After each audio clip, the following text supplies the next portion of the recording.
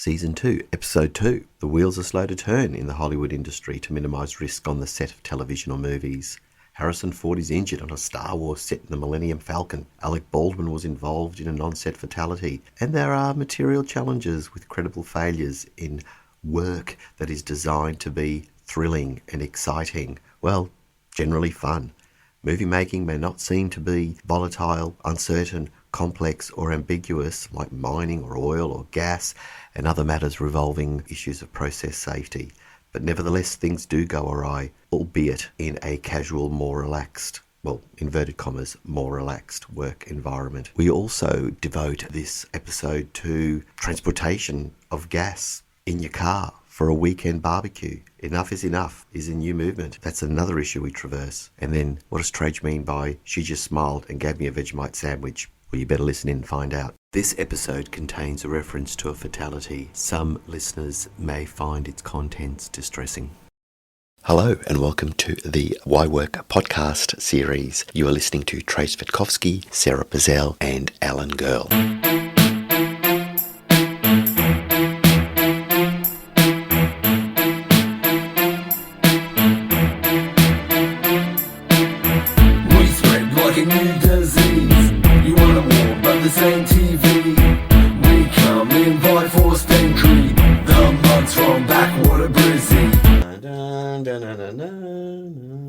I recognise that one. Again, I probably wouldn't need any copyright clearance because it's a falling. I should know. I wouldn't be in trouble. What am I talking about, Alan? Trajce, I've got a couple of cases for you and Sarah. This has been a long-time favourite of mine. And that it's a case in which Harrison Ford was injured whilst on the set for Star Wars The Force Awakens. And what had happened was they'd designed the set so it was a hydraulic door that opened and closed, and the button for controlling the hydraulic door was out of sight of the door. So the operator of the door could not see the doorway. This was for the Millennium Falcon. Harrison Ford, in the rehearsals, would walk through this door, and the door would not open and close through the rehearsals. They would only open and close the door when they were actually filming. So, right. I thought you were going to say Chewbacca hit his head on it. Well, there's another hazard. Harrison Ford was rehearsing. He walks through the door. He ends up standing under the door, and then another worker closes the door, this hydraulic door, so it closes downwards, hits him in the leg and breaks his leg. I find it's a really interesting case because it says you can have hazards, you can have workplaces anywhere. And hydraulics, known for this kind of thing. When, yes. You know, the control of hydraulics, the impact to the worker, like you see this in mining, for example, when equipment that was intended to be used above ground is risk assessed above ground and then suddenly brought underground, and the situation's different. You're in a tunnel through the stope, you know, and hydraulics that move sideways instead of just vertical up and down suddenly crush a worker, crush an entanglement. This was a very well-funded movie. Yeah, and you did. You gave a practical work example. When you explained it to me, you explained it as this high-risk item of plant. But when you're telling me this story, I see this as the Millennium Falcon. I see Hollywood. I see this as if you're going to a fun park, whether it's Luna Park. But behind Luna Park, behind the facade, you've got pistons, you've got cogs, you've got machines. And it is a high-risk item of plant. Yeah, I think what's happened in this workplace, which happens in a lot of workplaces, is that you need a fresh pair of eyes to come in and say, oh, hold on a second, that's a hazard and a risk. You know, we really need to manage this. What was C-3PO doing? What about R2-D2? I've talked to stunt operators and some real high-profile ones, and you know, they one in particular that I know in the Gold Coast, and he's known for some of his risk management approaches of being able to do some top kick-ass kind of work, but obviously getting everybody alive through that process. However, when I talked about formal risk management and what the movie industry wants, he says they don't really have an appetite for that level of documentation, systems, reporting. He just happens to adopt it. It's his practice, you know. And here's what, you know, sometimes I go, hey, what are you doing on the weekend? He goes, oh, I'm just doing a burn. I go, a what? Burn. A burn. Yeah. You know what that is? Yeah, absolutely. Tell me what the effect, the burn, where they're finally they put on they're fire. Teaching people to put this gel all over their body so they can light themselves on in flames and roll over. Yeah, people do it for days. I'm just doing a burn. What are you doing this weekend? You can actually get... Shut up. No, it's true. You can actually, there's a company on the Gold Coast, a stunt company, where you can pay to This do a Hollywood might be stunt, my but friend. It's your friend. This And might be you- my friend. yeah, He's in the Gold Coast. Again, if you bothered to watch reality for TV. the weekend, he did the Mad Max stunts. You So know if your about this. first date is a burn, it Yeah. only gets better from that. Oh my That's right. gosh. Well, So I here, think we but I Harrison fell through Ford a anyway bed. did not Anyway. expect to walk through this door, Yeah, Millennium which is Falcon, really and get his hydraulic- leg crushed yeah, and but we break a see- leg. But we see that it's this fantastic Hollywood. But let's go back First to date Hollywood. burn. Yeah. Alec Baldwin. Oh, Oh, very sad. this What is happened? tragic, Yeah. horrible. Yeah, there's been so many accidents with guns.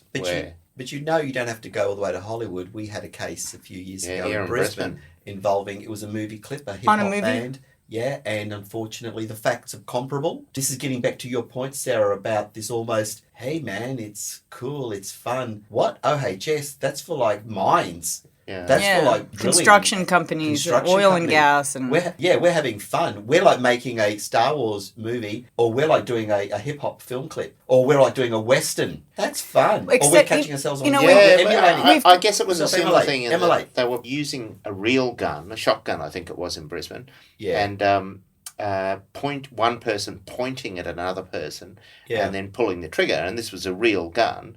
It had blanks in it, and it wasn't meant to injure the other person. No. But even with blanks, if the gun is close enough, can cause you fatal injury. you know, So, yet, here we go. Imagine if that risk assessment was in the traditional the mine scenario where it involved some type of blasting or some type of bodily Well, you'd contact. never do it. You'd never do it. But there would be test upon assessment about correction, and and something might go awry. Life Stuff happens, yep. But here we have, in a more fun, hip scenario, you've got a music clip, like in the Brisbane case, or you've got the Western Hollywood scenario. I find it quite curious. I know we've devoted this to entertainment, but it's really all about work. I find it quite curious that there isn't the same level of rigour. There might be now, with prosecutions on the horizon. Oh, I think I'm not it's. sure. I I think think it's. this is The maybe wheels are slow to turn in sort of Hollywood industry. Well, with if I should say that the Enough's Enough campaign, I know the music industry for the first time has acknowledged a code is being written around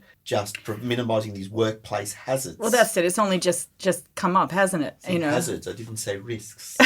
Hazards. But how women have been treated in the movie industry, right? That obviously has been a whole movement.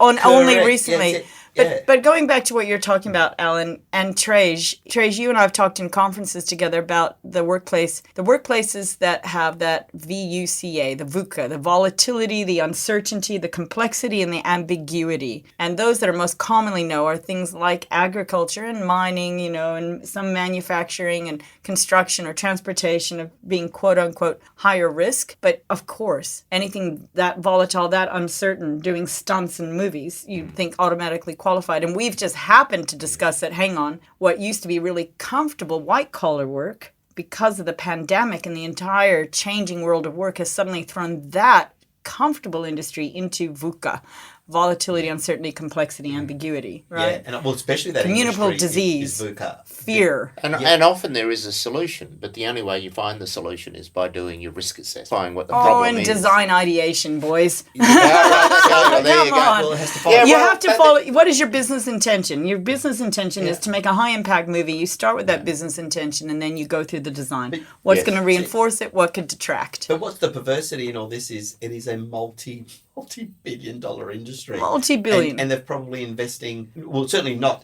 intellectually the same amount of rigour. I'm sure I there's would a safety suspect. professional that would put their hand up and, it's- cut a good deal for the movie industry if they're filming, just to have their name associated with that, right? There It are a could lot be of come on. professionals now scratching their head thinking, how could this happen? Yeah. That's it. There you go. Now, Yeah. just to close that one off, Yes. the company that was ultimately responsible was Foodle, which is a subsidiary of Disney, and it was fined £1.6 million. In the UK, yes, that's right. This Yeah. happened in the UK. I wonder if it would be the same in America. And I doubt it. But that's a Yeah, lot yeah. of money, £1.6 Yeah. million.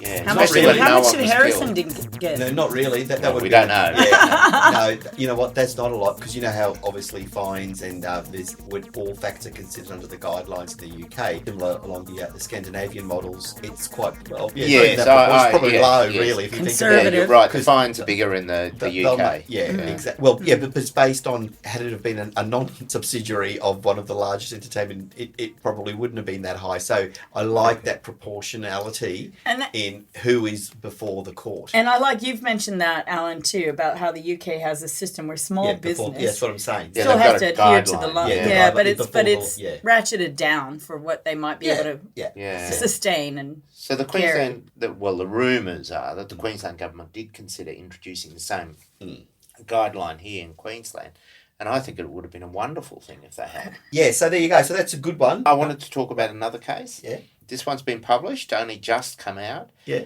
It's about super gas, and you can look super gas up on the internet, but what they do is they sell gas.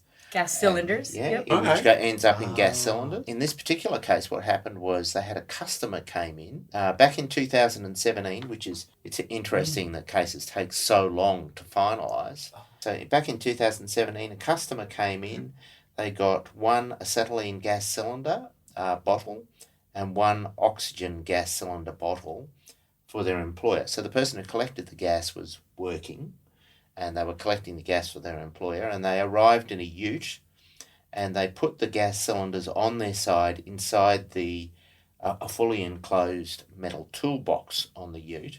They then drove off, and there was an explosion, and the gas cylinders exploded, resulting in some terrible injuries to the worker that came and collected the gas bottles. Now, the case was all about should Supergas have refused to provide the gas cylinders to the customer because the customer was not storing them in an appropriate way in their ute. I think for a lot of, just so that we can close the case before we talk about it, there were three fines imposed, one of $550,000, one of $275,000, and a second one of $275,000. So absolutely enormous fines by Victorian standards. It was the customer's ute, not the customer's ute. So you think about all those businesses that sell things to customers, and they take the merchandise, whatever the merchandise is, out to the customer's car and put the merchandise in the customer's car. It wouldn't be very often that those businesses would say, I'm sorry, you've paid for this, but you can't take it now because you won't store properly in your vehicle. But that seems to be what this case is determining, that a business that's selling potentially dangerous items has to actually look at what's going to happen throughout the supply chain, what the impact is throughout the supply chain through the customer. To the extent that they're in the business's car park and heading off. I'm just thinking of, speaking of the US, like Kmart selling guns. Yes, and then you drive in the U.S., you're back in Texas, and you're back in Montana, and people have them stored in all kinds of ways in the back of their trucks, what you would call a ute here. Yeah. Yeah. Well, you can when you think about it, it's stored energy. And Coles and Target, they sell. I shouldn't use brand names, but they sell gas cylinders. Yeah.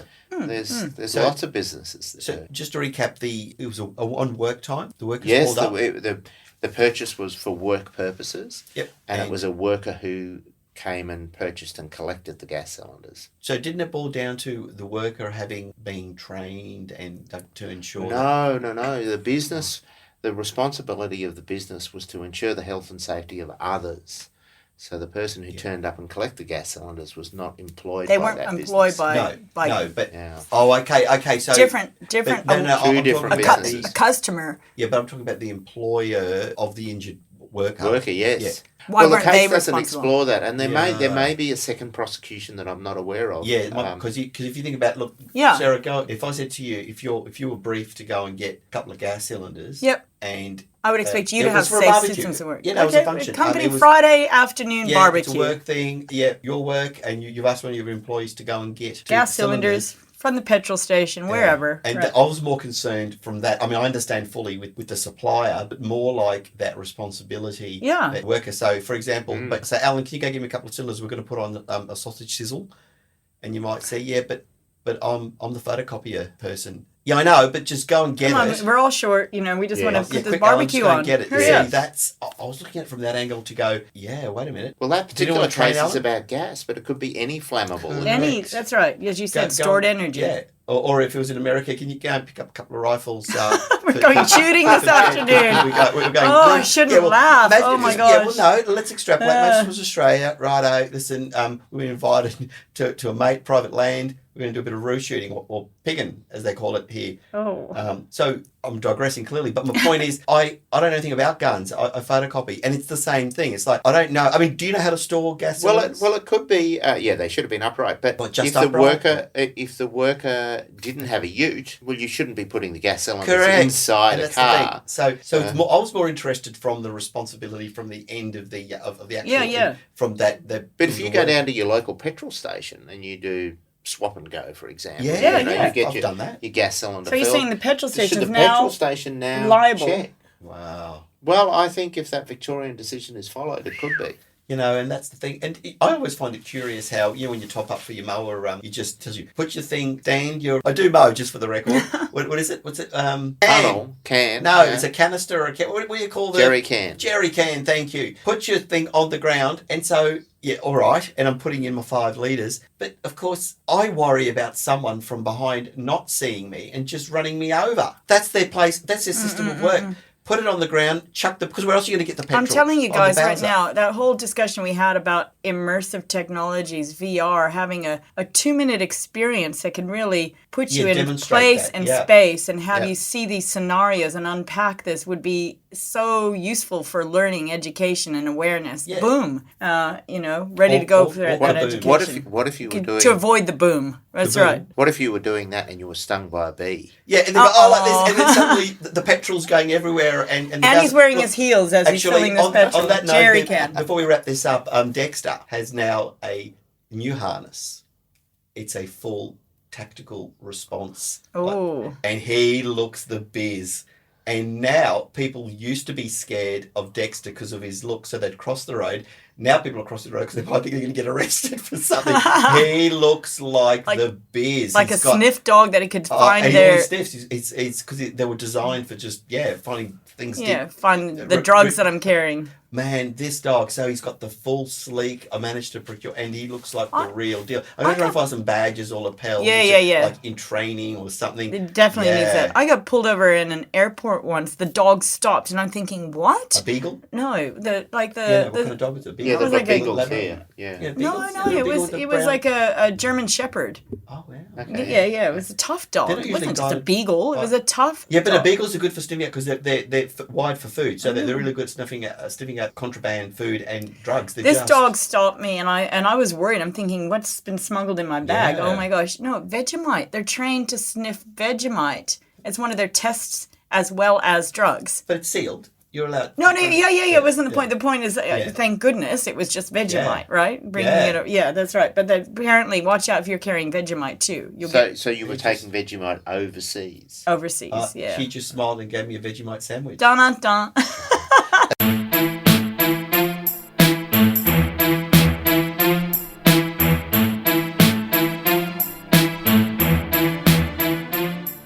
We hope you enjoyed that episode of Why Work. You've been listening to Trajce, Sarah and Alan. And if you'd like to know more about some of the things we've talked about today, please subscribe and we'd be more than happy to provide you with information, names of cases and other things that may interest you. Please be aware that none of the matters we've talked about today should be construed as legal advice or any other type of advice. We're just here to talk about all things related to work. See you next time.